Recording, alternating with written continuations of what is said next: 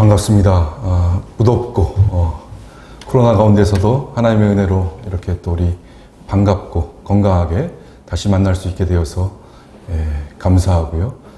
특별히 오늘 또 찬양을 마지막 학기까지 인도해 주시고 계신 우리 박희진 전사님에게도 감사를 드립니다. 혼돈스러운 세상입니다. 코로나로 인해서 지금까지 전 세계적으로 약 한 450만 명 이상의 사람들이 죽었고요. 코로나로 인해서 우리 개인적으로 또 학교적으로 교회적으로 민족적으로 정말 어려운 시기를 보내고 있습니다. 금전적인 피해는 말할 것도 없습니다.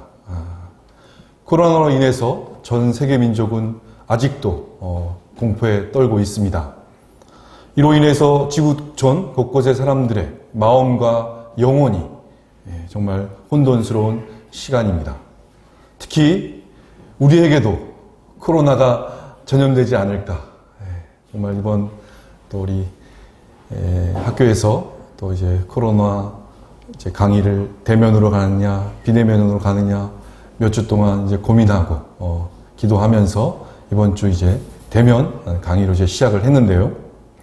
우리의 건강과 먹고 사는데 영향을 주지는 않을까? 코로나는 과연 언제 종식할까? 지금 영국, 이스라엘, 싱가포르는 위드 코로나로 전환됐다고 하는데 과연 한국은 언제 위드 코로나로 또 전환될 것인가? 종식은 될 것인가? 마찬가지로 지금 한국 교회도 혼란스럽습니다. 계속해서 비대면 예배냐, 대면 예배냐, 계속해서 줄어드는 성도수, 주일학교의 위기, 코로나 위기의 이후에 한국교회는 과연 어떻게 될 것인가? 많은 목회자들이 힘들어하고 있습니다. 성도들의 개인적인 삶 또한 혼란스럽습니다. 나도 모르게 세상과 타협하는 삶을 살고 있는 것은 아닐까? 어느 한순간 정신을 차리고 있지 않으면 아주 쉽게 타협하며 살고 있는 나의 모습을 보고 있기도 합니다. 혼돈 가운데 흘러갈 수도 있다고 생각합니다. 성경은 말합니다. 예수님이 오시는 그날까지 이 세상은 더욱더 혼란스러울 것이라고 성경은 말씀합니다. 그러면 어떻게 하면 혼돈 가운데 굳게 설 수 있습니까? 어떻게 하면 이런 혼란스러운 가운데 우리가 바로 설 수 있습니까? 4장 1절에서 사도 바울은 빌립보 교인들에게 얼마나 사랑하는지 느낄 수 있도록 이야기하고 있습니다. 그러므로 나의 사랑하고 사모하는 형제들, 나의 기쁨이요 면류가 아닌 사랑하는 자들아. 빌립보 교회는 바울이 두 번째 선교 여행 중에 유럽의 최초로 세운 교회입니다. 너무너무 사랑하는 사람들, 바울이 개척한 교회 아닙니까? 너무너무 사랑하는 사람들, 교회, 이렇게 사랑하는 사람들에게 어떻게 하면 바로 설 수 있을지 정말 애지중지, 자기 자식처럼 여기는 사람들에게 이야기해주고 있습니다. 그러니까 그냥 말하는 것이 아니라 감정이 들어가고 울면서 쓴 편지입니다. 당시 교회 내에 혼란의 역사가 있었습니다. 쌍벽을 이루는 두 권사님이 서로 싸우고 있는 상황이었습니다. 그것도 크리스천이라고 생각되는 사람들로 인한 것이었습니다. 하지만 이렇게 굳건히 서야 한다. 혹시라도 그렇게 될까봐 바로 서야 한다. 앞으로 또 그런 일이 있을까봐 바로 서야 한다. 한 목회자의 눈물로 쓴 편지입니다. 이 혼란스러운 시대에 우리는 어떻게 흔들리지 않고 굳게 설 수 있습니까? 첫 번째입니다. 우리는 롤 모델을 따라 살아야 합니다. 우리 17절을 다시 함께 읽도록 하겠습니다. 형제들아 너희는 함께 나를 본받으라. 또 우리로 본을 삼은 것 같이 그대로 행하는 자들을 보이라. 아멘. 아멘. 오늘 읽은 본문도 본문 전에도 본문 후에도 믿음에 관한 것이 언급되어 있지 않습니다. 믿음이라는 단어가 언급되어 있지는 않습니다. 믿음보다는 행실이 언급되고 있습니다. 어떻게 보면 믿음은 말로 믿음이 아니라 행실로 믿음이라는 것입니다. 말보다는 행실을 보면 그 사람이 믿음의 사람인지를 알 수 있습니다. 이 사람이 정말 크리스천인지 아닌지, 그래서 교회에 크리스천이라는 사람이 많이 있겠지만 그 사람의 행실을 보면서 우리는 그 사람이 믿음의 사람인지를 알 수 있습니다. 모든 믿는 자는 불완전합니다. 의인은 없나니 한 사람도 없습니다.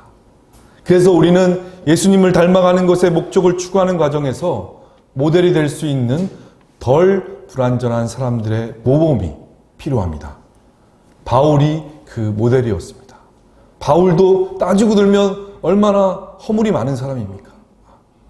그리고 빌립보서 2장 19절 이하에 보면 감옥에 갇혀있는 이 바울 본인을 대신해서 본받을 사람을 빌립보 교회에 두 사람을 보냅니다. 바로 디모데와 에바브로디도를 보내죠.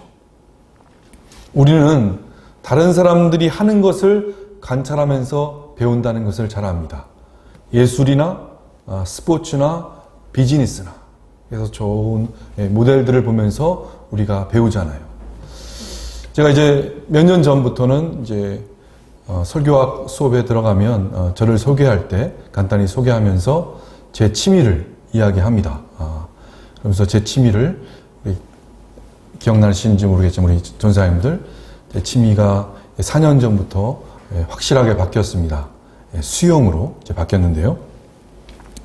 사실 초등학교 5학년 때 교회 이제 여전도에 수련회를 어머니랑 따라가서 했는데 이제 교회에 이제 같은 초등학생들이 많이 있었습니다. 그곳에서 그 장소에서 수련회 장소에서 또 수영장이 또 있어서 그렇게 좋은 수영장은 아닙니다. 벌써 지금 40년 전 일이니 그런 거에서 밑에 4학년 저보다 한 학년 어린 이제 친구가 배영을 하고 있는 거예요. 물에서 둥둥 떠고 발을 차서 배영 비슷하게 하고 있는 거예요. 그래서 제가 물어봤습니다. 그 친구에게 배영을 어떻게 하는 거냐고. 그랬더니 저보고 그냥 하늘을 보고 떠. 그리고 발로 차. 그래서 믿음을 갖고 하늘을 보고 발을 찼더니 배영이 되는 겁니다. 그러다가 야 팔은 어떻게 돌려? 발차기 하면서 돌리면 돼. 그래서 발차기 하면서 돌렸더니 배영이 됐습니다. 막 수영을 배운 거죠. 그렇지만 저에게 로망이 있었습니다. 반평생을 살면서 꼭 수영 한번 제대로 배워봐야겠다. 그래서 제가 4년 전에 우리 동네에 있는 개운산 스포츠센터에서 수영을 이제 배우기 시작했는데요. 음파부터 배우기 시작했습니다. 다들 막 음파에서 다 무너지는데요. 음파가 지금 뭔지도 모르시는 분들 계실 텐데 물속에서 숨을 쉬는 겁니다. 음파 하면서 처음에 잘 안 됩니다. 근데 이제 음파, 또 발차기, 팔 돌리기, 또 측면호흡. 이 자유형을 하면서 이 박태환처럼 이번에 도쿄올림픽의 백선우처럼 멋지게 한번 자유형을 한번 해보고 싶은 게 저의 꿈이었는데 저는 안 될 줄 알았습니다. 자유형을 하면서 과연 측면호흡이 될 줄. 근데 선생님이 중요합니다. 현장 가운데서의 그 선생님의 한마디가 중요합니다. 그래서 그 선생님을 통해서 이 자유형을, 측면호흡을 하면서 수영을 이제 배우게 되었는데요. 선생님의 이제 가르치는 능력에 따라서 또 차이가 날 수 있고, 사실 이제 그때 제가 이제 한 달에 다둥이 제가 이제 세 자녀라서 원래 5만 원을 내야 되는데 2만 5천 원에 한 달 이제 강의를 수업을 받았는데 1대 30이었습니다. 그러니까 얼마나 또 제대로 배웠겠습니까?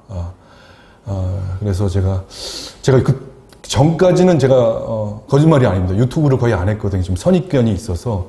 근데 그때부터 유튜브를 시작했습니다. 그래서 좋은 이제 수영 선생님들 한 3분, 4분 지금도 기억하는데 실명을 거론하진 않겠고 그분들이 하는 것을 보면서 반복적으로 천천히 느린 화면을 통해서 자유형은 어떻게 하는지, 또 배영은 어떻게 하는지, 또 평영은 어떻게 하는지, 접영은 어떻게 하는지.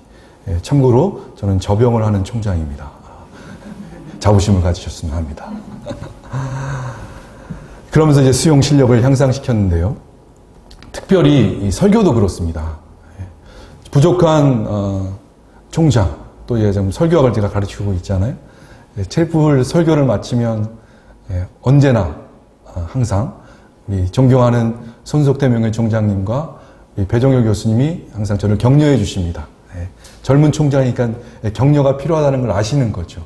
그래서 아주 이제 잘 은혜 받았다고, 잘 설교를 잘 했다고 이제 격려해 주시는데, 우리 손 명예총장이 몇 년 전에 기억하실지 모르겠지만 저에게 이제 어떻게 이렇게 설교를 제대로 배웠냐고 저에게 물어보셨습니다. 그래서 또 어른이시니까 존경하는 간단히 대답을 했습니다. 구구절절 이야기하지는 않았고, 제가 이제 미국 트리니티 신학대학원에서 좀 성경의 서기에 대한 부분들을 제대로 배웠다고 말씀드렸는데, 지나놓고 보면 제가 깜빡했습니다. 우리 존경하는 우리 손석태 명예총장님과 우리 또 배종혁 교수님을 통해서 개신해서 3년 동안 제대로 배웠고, 그리고 나서 이제 미국 트리니티에 가서 이제 MA 과정 속에서 도널드 칼슨, 그랜드 오스본, 닥터 시나벨, 파워, 데이비드 파워 교수님, 교수님들을 통해서 성경, 신학의 본문성의에 대해서 제대로 배웠는데요.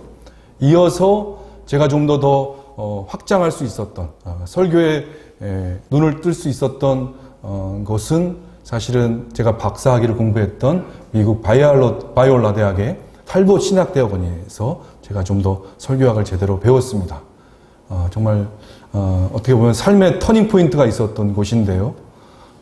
정말 과연 제가 목회를 해야 될지 그러한 두려움과 혼란 속에 있었던 그 시기였는데, 그때 이제 켄트 에드워드 교수님과 도널드 스누키안 교수님을 만나게 됩니다. 특별히 이제 켄트 에드워드는 제 박사 논문을 지도해 주셨고, 사실은 우리 강대훈 교수님이 나오신 공부하셨던 이제 복음주의적 개혁주의 신학대학원인 고등콘에 대해서 가르치셨는데, 탈봇에서 이제 스카우트 해 가신 겁니다. 그리고 도널드 스누키안은 강해설교의 근거지인 달라스 신학교에서 가르치시다가 탈봇에서 이제 스카우트해서 이제 두 분이 설교학을 가르치셨는데, 그분들을 통해서 이제 박사 과정에서 이제 그분들에게 배우고, 제가 좀 더 우리 손 총장님이 이제 한국으로 오라고 이제 콜을 또 해주셔서 오기 전에 목회학, 그분들의 이제 목회학 석사 과목까지도 청강하면서 제가 좀 더 설교학에 눈을 뜨게 되었습니다. 설교학뿐만 아니라 어느 분야든 대가들의 책을 읽고 연구해야 합니다. 내 관심 분야의 최고의 책을 사서 읽어야 합니다. 우리 목회학 석사 과정에 있는 우리 전사님들은 지금 신학에 좀 더 전념해야 되는데요. 여러분이 지금 이 신학대학원 다닐 때 교수님들이 추천해 주신 최고의 책들을 사시지 않으면 제가 장담하겠습니다. 평생 좋은 책들을 사지 않을 것입니다. 왜냐면요, 지금 이제 졸업해서 풀타임을 사역해도 그렇게 넉넉하지 못합니다. 우리 한국교회 현실이 그렇고, 그런 가운데 이 책을 산다는 것이, 사긴 사지만 좋은 책들을 계속해서 산다는 게 그렇게 쉽지는 않습니다. 잘 모른다면 교수님들에게 직접 찾아가서 여쭤보시고, 또 여러분에게 도움이 될 만한 책들을 찾고, 인터넷 사이트도 찾고, 그 사람들의 설교나 강의도 들어보고 롤 모델에게서 배워야 합니다. 신학자의 삶을 살겠다면 존경하는 손석태 명예총장님, 그리고 또 존경하는 또 우리 김강채 명예교수님을 통해서 롤 모델로 삼아야 할 것이고요. 또 목회자로 살겠다면 또 우리 존경하는 우리 조경대 명예이사장님, 또 지난 2월에 졸업식 때 명예박사를 수여했던 우리 배창돈 목사님, 또 박정식 목사님, 이분들이 뭐 대단한 학력들을 가지고 있는 분들 아닙니다.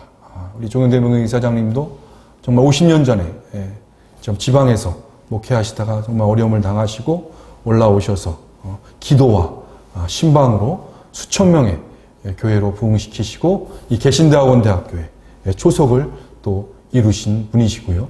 또 우리 배창돈 목사님, 또 박정식 목사님은 설교와 제자 훈련을 통해서 지금 한국교회에 선한 영향력을 또 주고 있는 분들이십니다. 뿐만 아니라 제가 개신대학원 대학교 현 총장이라서가 아니라 정말 우리 교수님들 신학만 있으신 분들이 아니라 목회와 신학, 현장에 있는, 현장을 경험한 그런 분들이십니다. 그래서 이런 분들을 통해서, 교수님들을 통해서 제대로 배우시고 뿐만 아니라 여러분의 담임 목사님들을 통해서 배워야 합니다. 그분들의 좋은 점들은 더 배우시고 좀 부족한 점들이 있다. 그러면 앞으로 내가 목회할 때는 좀 그런 부분들은 좀 절제해야겠다라고 또 생각하시면서 잘 담임 목사님을 돕는 사역들을 하셨으면 좋겠습니다. 개인적으로 그래도 롤 모델이 없다면 보통의 여러분은 예수님이 롤 모델이라고 말할 것입니다. 그것은 당연한 것입니다. 선생들 가운데서도 바울이 자기를 따르라고 했는데 바울이 완벽해서는 아니지 않습니까? 하지만 바울의 복음에 대한 열정만큼은 본받아야 할 것이기 때문에 그 주위의 사람들이 따라야 한다고 말씀합니다. 여러분의 롤 모델은 멀리에 있는 것이 아닙니다. 가까운 데서 찾고요. 그분들에게서 배울 점을 찾아서 배우고 평가하고 자신도 그렇게 될 수 있도록 애써야 합니다. 겸손의 자세로 믿음의 선배들, 선생님들의 모습을 모델로 삼고 살아가는 여러분 되시기를 주님의 이름으로 소망합니다. 두 번째, 이 혼돈스러운 세상에서 어떻게 우리는 주 안에서 굳게 설 수 있습니까? 두 번째, 우리는 크리스천이라고 하지만 그렇게 살지 않는 사람들을 분별할 줄 알아야 합니다. 18절, 19절을 다 함께 읽겠습니다. 내가 여러 번 너희에게 말하였거니와 이제도 눈물을 흘리며 말하노니 여러 사람들이 그리스도 십자가의 원수로 행하느니라. 저희의 마침은 멸망이요 저희의 신은 배요 그 영광은 저희의 부끄러움에 있고 땅의 일을 생각하는 자라. 아멘. 아멘.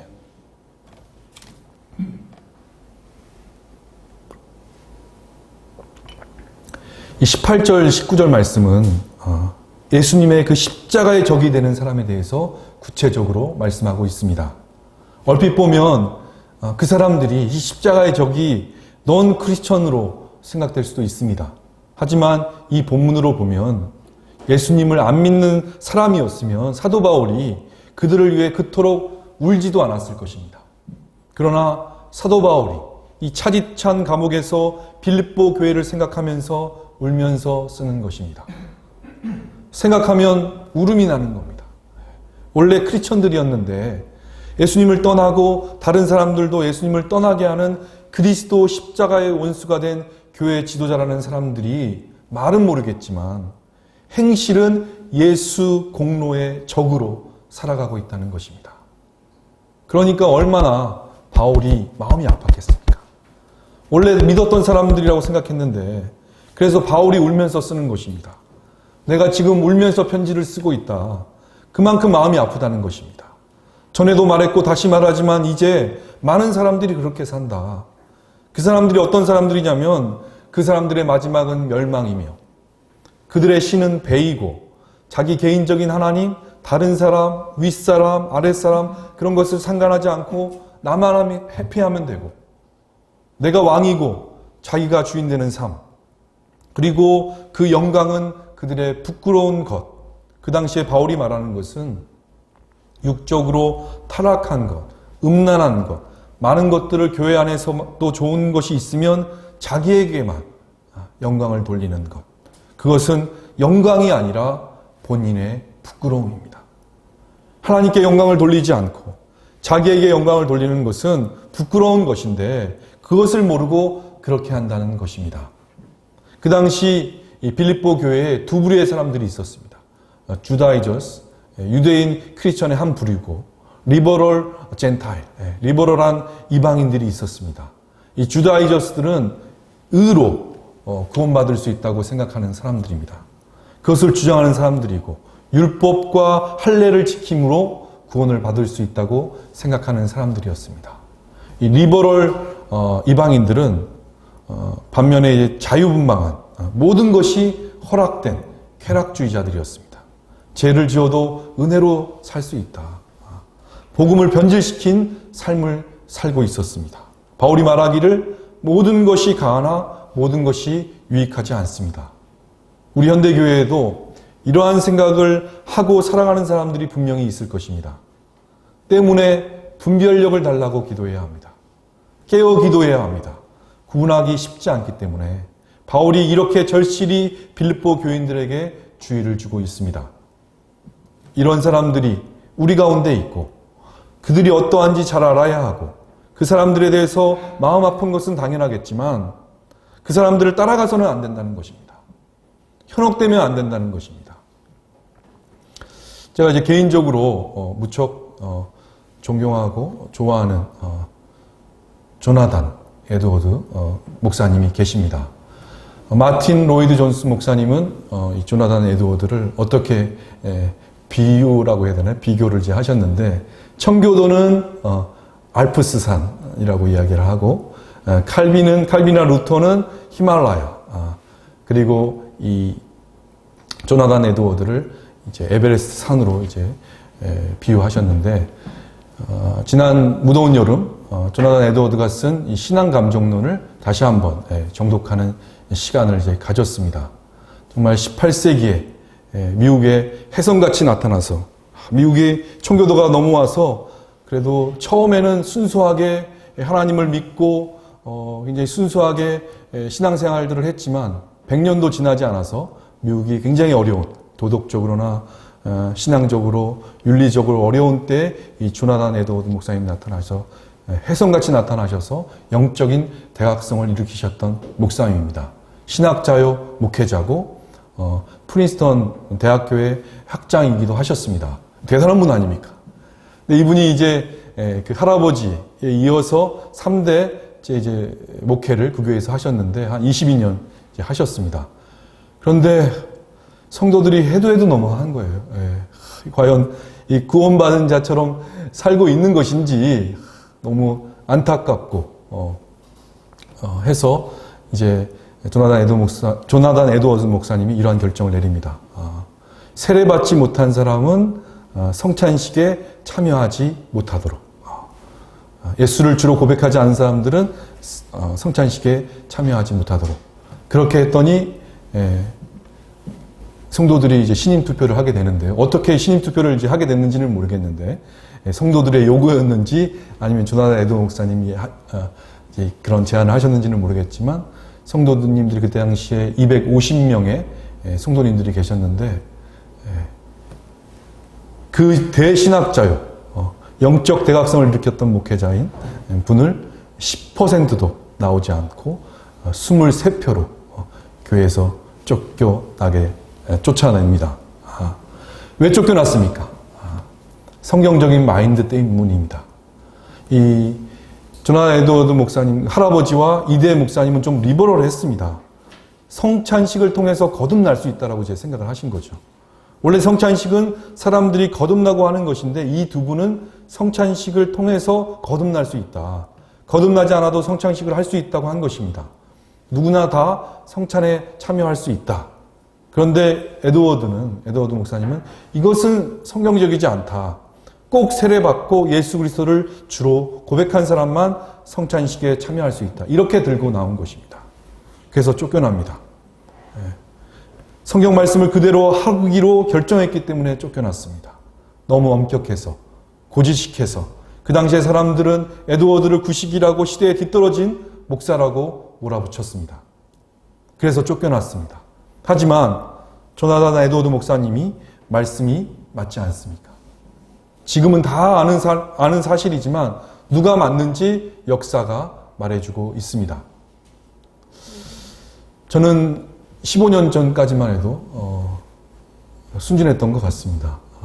교회 중직자들이면 다들 예수님을 영접하고 구원받은 자로 조금은 사는 줄 알았습니다. 양심은 있는 줄 알았습니다.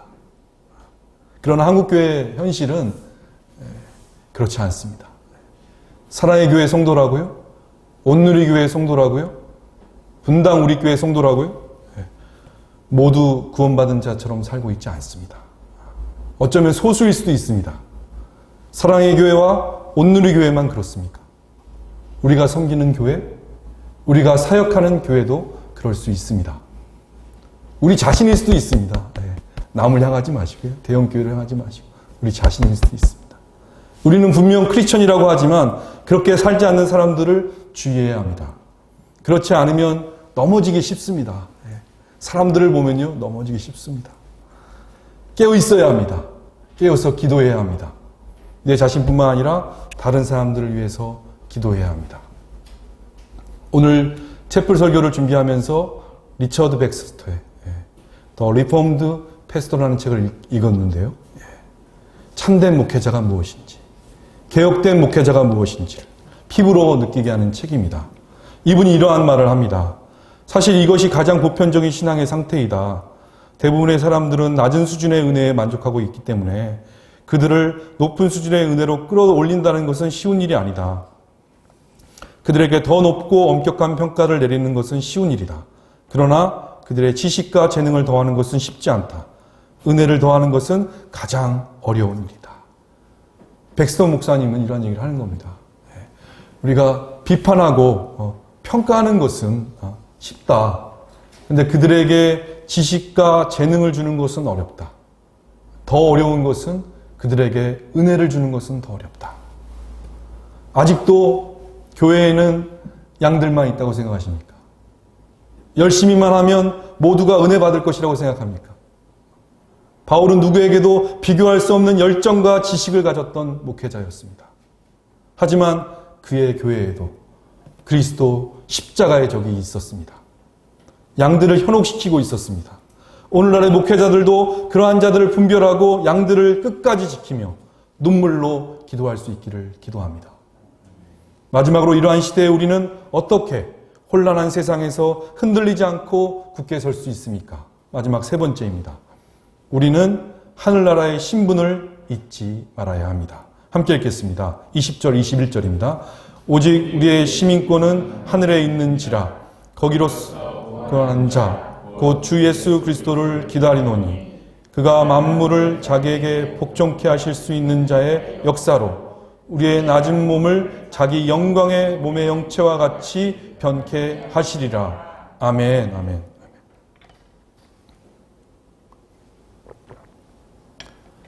우리의 시민권은 하늘에 있습니다. 빌립보는 로마의 시민지였습니다. 그래서 빌립보 시민은 로마에 살고 있지는 않았지만 로마의 시민이었죠. 그렇기 때문에 와닿는 말이었습니다. 예를 들어서 한국도 일본의 식민지였잖아요. 한국 사람들도 몇십 년 전만 해도 한반도에 살았지만 인정할 건 인정해야죠. 일본의 시민이었습니다. 빌립보 사람들은 진짜 로마 사람들이 아니었기 때문에 식민지였기 때문에 로마에 직접 속하지 못하고 아웃사이더들이었을 것입니다. 하지만 바울은 빌립보 성도들에게 너희들은 천국의 시민권자라는 것입니다. 빌립보 사람이고 로마의 식민지로서 로마의 시민권자이지만 로마의 시민권자로서 많은 혜택을 누리지 못하지만 천국의 시민권자로서 풀 혜택을 받을 수 있다는 것입니다. 우리의 시민권은 천국이다. 우리는 언젠가는 천국에 가서 살 사람들이다. 세상에 있지만 천국인으로 살아가야 한다. 천국의 소망을 가진 자는 어떤 특징이 있습니까? 첫 번째, 예수님 십자가의 적의 마지막은 멸망이라고 나와 있습니다. 하지만 천국의 소망을 가진 자의 특징은 천국입니다. 하늘나라입니다. 정류장이 다릅니다. 우리가 서울에서 부산 가는 것, 우리가 서울에서 평양 가는 것, 이거 완전히 최후가 다르잖아요. 지금은 끝을 도달하지 못해서 느끼지 못하지만 영원한 신분을 가진 자는 목적지가 천국에 이르러 있을 것입니다. 그렇지 못한 사람은 언젠가는 지옥에 이를 것입니다. 크리스천이라고 하지만 모든 크리스천이 아닙니다. 두 번째, 하늘의 소망을 가지지 않는 그들의 신은 배였습니다. 자기 자신의 자아, 개인적인 욕구, 그런 것들이었지만 천국의 사람들은 예수님이 주라고 고백합니다. 예수님이 나의 하나님이시라는 것입니다. 예수님 위주로 모든 것이 돌아가고 예수님을 기다리고 나의 정욕을 따라 사는 것이 아니라 예수님의 패턴을 따라 사는 것입니다. 세 번째, 땅의 소망을 가진 사람들의 영광은 부끄러운 것이지만 천국의 소망을 가진 사람들의 영광은 부활이라는 것입니다. 예수님이 다시 오시는 그날 예수님의 영광의 몸처럼 우리도 우리의 몸이 영광스럽게 되는 것입니다. 우리의 시민권은 하늘에 있습니다. 우리의 신분이 무엇인지 잊어버리지 말아야 합니다. 어떤 사람들은 내가 어떤 차를 타고 다니느냐에 따라서 신분이 달라질 것이라고 생각합니다. 또 어떤 사람들은 내가 입고 다니는 옷에 따라서 신분이 달라질 것이라고 생각합니다. 또 어떤 사람들은 내가 어느 집에 사느냐, 심지어 어느 동네에 사느냐에 따라서 신분이 달라질 것이라고 생각합니다. 성도들만 그렇습니까? 우리 교수님들, 학생들은 또 어느 학교에 소속되어 있느냐에 따라서 신분이 달라질 것이라고 생각합니다. 뿐만 아니라 목회자는 무슨 교회의 목회자냐, 대형 교회냐, 수만 명 모이는 교회 부목사냐, 담임 목사냐, 심지어 교인 수와 헌금 액수에 따라서 신분이 달라집니다. 이러한 모든 것들이 신분과 관련된 것입니다. 이런 것들도 중요하지 않다는 것이 아니라 이런 것들보다 더 중요한 신분은 하늘나라의 시민권자라는 신분인 것을 기억해야 합니다. 이러한 것들은 다 없어질 것이고 하늘나라의 시민권자라는 신분은 지금 우리가 가지고 있고 영원히 있을 신분입니다. 아무도 가져갈 수 없고 빼앗아갈 수 없고 코로나가 와도 사라지지 않는 그러한 영원한 신분 잊지 말아야 합니다. 예수 그리스도를 기다리며 우리 몸이 영화스럽게 된다는 것을 잊지 말아야 합니다. 이것이 한 분도 빠짐없이 우리의 마지막 모습이 되었으면 좋겠습니다. 말씀을 맺겠습니다. 가을이 오는 길목에서 김현승 시인의 눈물이라는 시를 읊어드리면서 설교를 맺으려고 합니다. 더러는 옥토에 떨어지는 작은 생명이고죠. 흠도 티도 금가지 않은 나의 전체는 오직 이뿐. 더욱 값진 것으로 드리라 하올제 나의 가장 나아종 진이인 것도 오직 이뿐. 나중이라는 말을 느려 쓴 것입니다. 마지막까지도 가지고 있을 것은 눈물뿐이라는 의미이죠. 아름다운 나무의 꽃이 시듬을 보시고 열매를 맺게 한 당신은 나의 웃음을 만드신 후에 새로이 나의 눈물을 지어주시다. 이 시인의 말처럼 하나님께서 우리에게 지어주신 눈물이 필요한 시대입니다. 한 목회자의 눈물이 필요한 시대입니다. 이 혼란스러운 세상에서 우리는 굳건히 서기 위해서 날마다 우리의 롤모델을 따라 살아가고 크리스천이라고 하지만 그렇지 않은 사람들을 분별하고 하늘나라의 신분을 매 순간 잊지 않기를 바랍니다.